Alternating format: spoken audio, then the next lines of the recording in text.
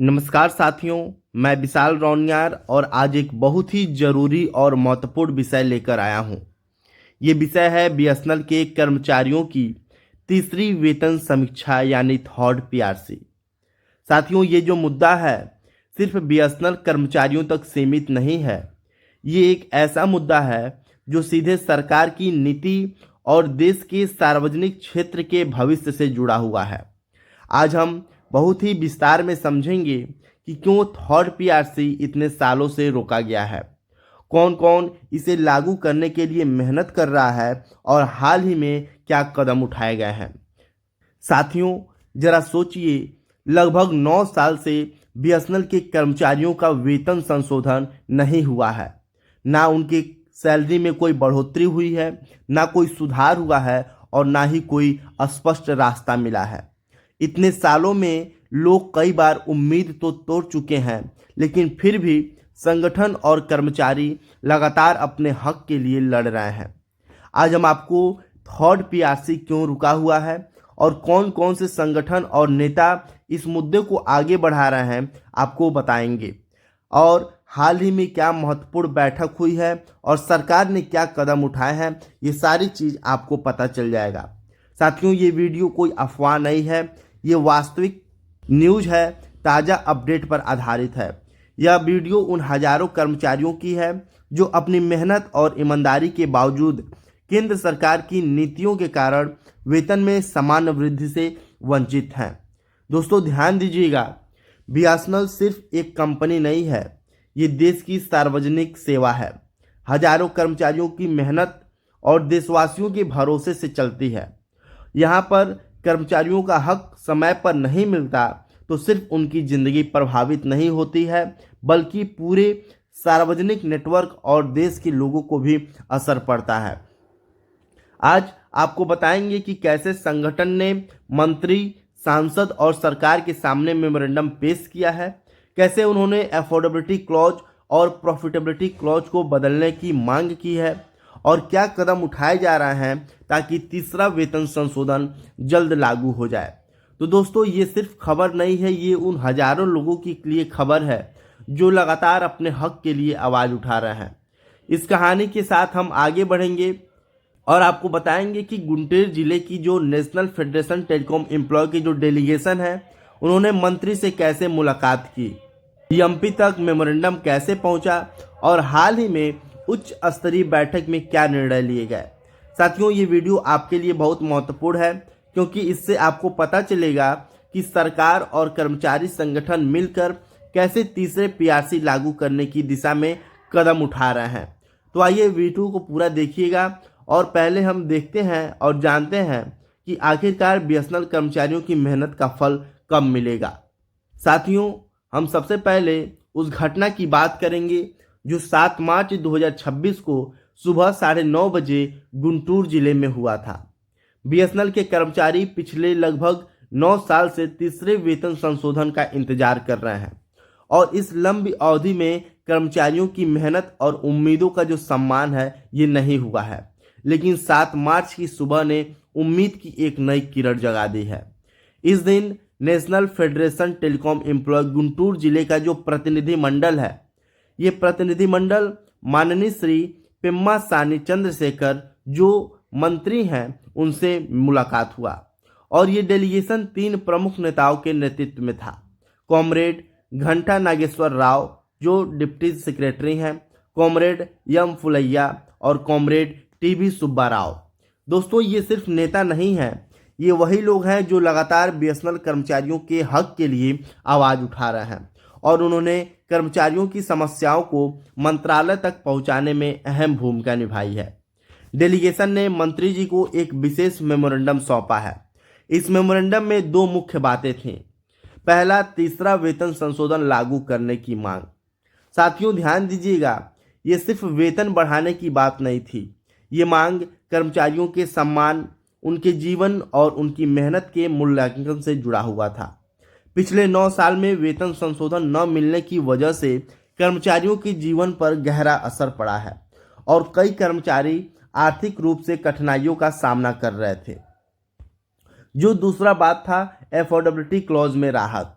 सरकार की नीतियों में ऐसा नियम है जिसे कहते हैं अफोर्डेबिलिटी क्लॉज, और इसके अनुसार अगर कंपनी की वित्तीय हालत ठीक नहीं है तो वेतन संशोधन नहीं किया जा सकता है। लेकिन बीएसएनएल का घाटा कर्मचारियों की गलती नहीं है, बल्कि सरकारी नीतियों और निर्णय की वजह से हुआ है, और इसीलिए डेलीगेशन ने मांग की है कि इस क्लॉज को कर्मचारियों के हक को रोकने के लिए बाधा न बनाया जाए। साथियों, ये मुलाकात एक और वजह से और खास हो गई थी, क्योंकि 7 मार्च वही दिन था कि माननीय मंत्री श्री पेम्मा स्वामी चंद्रशेखर का जन्मदिन। डेलीगेशन ने सिर्फ मुद्दा नहीं रखा, बल्कि मंत्री जी को उनके जन्मदिन की शुभकामनाएं भी दी। साथियों, जरा सोचिए, काम और सम्मान का जो संतुलन है, ये छोटे छोटे इशारे जैसे जन्मदिन की शुभकामनाएं कभी कभी बड़े मुद्दों को हल करने में मदद करते हैं। और मंत्री जी ने डेलीगेशन को गंभीरता से सुना। उन्होंने कहा कि ये जो मेमोरेंडम है, ये मेमोरेंडम में उठाए गए जो मुद्दे हैं, इसको जरूर देखेंगे और इसे उच्च स्तर पर लेकर संभव समाधान का प्रयास करेंगे। साथियों, ध्यान दीजिएगा, ये जो प्रक्रिया है किसी औपचारिकता नहीं थी, यह एक सकारात्मक संकेत था कि सरकार ने कर्मचारियों की आवाज़ को सुना है। और डेलीगेशन ने मंत्री जी को यह भी बताया है कि बीएसएनएल कर्मचारी पिछले कई साल से इंतजार कर रहे हैं। कर्मचारियों की मेहनत, उनकी सेवा और उनके परिवारों का भरण पोषण इसी वेतन पर निर्भर है। अगर थर्ड पीआरसी लागू नहीं होता है तो ये कर्मचारियों में असंतोष और हताशा पैदा करेगा। डेलीगेशन ने धीरे धीरे पर स्पष्ट तरीके से बताया कि हम सिर्फ वेतन की मांग नहीं कर रहे हैं, हम अपने हक और अपने काम का मूल्य मांग रहे हैं। साथियों, ये जो बैठक है सिर्फ दस्तावेज सौंपने का बैठक नहीं था, यह एक सिंबलिक और रणनीतिक कदम था ताकि सरकार ये समझ सके कि कर्मचारी संगठित हैं और अपने हक के लिए आवाज़ उठा रहे हैं। जन्मदिन के अवसर पर एक मुलाकात मानवीय और सकारात्मक रूप देने वाला अवसर बन गया। मंत्री की जो सकारात्मक प्रक्रिया थी, उन्होंने कर्मचारियों में उम्मीद और विश्वास फिर से जगाया है। और इतना ही नहीं, बीएसएनएल के कर्मचारी और संगठन और यूनियन ने संसद के स्तर तक अपनी आवाज़ को उठाई है। दोस्तों समझिए, सरकार की नीतियां केवल मंत्रालय तक ही सीमित नहीं रहती हैं। जब आप चाहते हैं कि कोई निर्णय केंद्र सरकार के उच्च स्तर तक तुरंत हो, तो सांसद की जो भूमिका होती है बहुत महत्वपूर्ण होती है। सांसद अपनी लोकसभा या राज्यसभा में आवाज़ उठा सकते हैं, मंत्री और सचिवालय तक अपने सुझाव पहुंचा सकते हैं और नीति में बदलाव के लिए दबाव बना सकते हैं। और इसीलिए बीएसएनएल संगठन ने ये कदम उठाया है। सबसे पहले हम असम के बोंगियान गांव जिले की तरफ जाते हैं। यहाँ पर एयूएबी की डिस्ट्रिक्ट शाखा ने श्री भूषण चौधरी, जो बरपेटा से सांसद हैं, उनसे मुलाकात किया। और यह मुलाकात सिर्फ औपचारिक नहीं था। संसद को विस्तार से बताया गया कि बीएसएनएल कर्मचारियों को पिछले 9 साल से वेतन वृद्धि नहीं मिला है। कर्मचारी आर्थिक और मानसिक रूप से प्रभावित हुए हैं। एफोर्डेबिलिटी क्लॉज और प्रॉफिटेबिलिटी क्लॉज के कारण कर्मचारी अपना हक नहीं पा रहे हैं। लीडर ने सांसद को यह भी समझाया कि बीएसएनएल का जो घाटा है, ये कर्मचारियों की गलती की वजह से नहीं है, बल्कि सरकारी नीति और निर्णय की वजह से हुआ है। सांसद ने गंभीरता से सुना और आश्वासन दिया कि यह उपयुक्त स्तर पर इस मुद्दे को उठाएंगे। और ये जो मुलाकात है, कर्मचारियों के लिए एक बड़ा सकारात्मक संकेत भी था। साथियों, अगर हम विशाखापट्टनम की बात करें तो यहाँ पर एपी सर्किल यूनियन ने श्री भरत मथुकुमली, जो एमपी हैं, उनसे मुलाकात किया। लीडर ने इनको विस्तार में बताया कि बीएसएनएल कर्मचारियों की कठिनाइयाँ क्या हैं, पिछले 9 सालों में वेतन में वृद्धि न होने के कारण उनके जीवन पर क्या प्रभाव पड़ रहे हैं, और सरकार से उम्मीद की कि एफोर्डेबिलिटी क्लॉज में जो बदलाव हो ताकि थर्ड पीआरसी लागू हो सके। सांसद ने उस मुद्दों को गंभीरता से लिया और कहा कि वह इसे केंद्र सरकार के सामने जरूर उठाएंगे। दोस्तों, ये बताता है कि संगठन का प्रयास सिर्फ कर्मचारियों के लिए नहीं, बल्कि पूरे सिस्टम को जागरूक करने के लिए है। अब हम बात करते हैं तेलंगाना सर्किल की। यहाँ पर भी एयूएबी नेताओं ने श्रीमती काव्या, जो वारंगल की सांसद हैं, उनसे मुलाकात की। उनकी बातचीत का मुख्य उद्देश्य था एफोर्डेबिलिटी क्लॉज हटाना या रिलैक्स करने में मदद। बीएसएनएल कर्मचारियों के लंबे समय से रुके हुए वेतन संशोधन को लागू करना। लीडर ने विस्तार से संसद को समझाया कि बीएसएनएल का घाटा कर्मचारियों की वजह से नहीं हुआ है, बल्कि सरकार की नीतियों का नतीजा है। सांसद ने आश्वासन दिया है कि वह सरकार से इस विषय में हस्तक्षेप करेंगे। अब बात करते हैं औरंगाबाद की। यहाँ पर बीएसएनएल संगठन ने श्री कल्याण काले जो एमपी हैं उनसे मुलाकात की। इनको लीडर ने बताया कि बीएसएनएल कर्मचारियों को पिछले 9 साल से वेतन संशोधन नहीं मिला है। कंपनी घाटे में है, लेकिन यह कर्मचारियों की गलती नहीं है। सरकार को प्रॉफिटेबिलिटी क्लॉज में बदलाव करना चाहिए ताकि कर्मचारियों का जो हक है ये सुरक्षित रहे। संसद ने गंभीरता से सुना और आश्वासन दिया कि वह इस मुद्दे को उच्च स्तर पर उठाएंगे। अब मेहसाना की ओर से जो खबर आ रही है कि एयूएबी नेता ने श्री हरिभाई पटेल से मुलाकात की और उनका कहना था कि बीएसएनएल कर्मचारियों के जो लंबित वेतन समीक्षा है उसको जल्द लागू किया जाए। कर्मचारियों का जीवन और परिवार इस वेतन पर निर्भर है। सरकार को तुरंत कदम उठाने की आवश्यकता है। साथियों, अगर तेलंगाना की बात करें तो हैदराबाद में एयूएबी नेताओं ने लोकसभा सांसद श्रीमती काव्या जो वारंगल की सांसद हैं उनसे मुलाकात की और यह मुलाकात इतनी साधारण नहीं थी। लीडर ने विस्तार से संसद को बताया कि बीएसएनएल कर्मचारियों का जो वेतन है ये 9 साल से नहीं बढ़ा है। कर्मचारी आर्थिक और मानसिक रूप से प्रभावित हैं और बीएसएनएल का घाटा कर्मचारियों की गलती नहीं बल्कि सरकार की नीति और निर्णय का नतीजा है।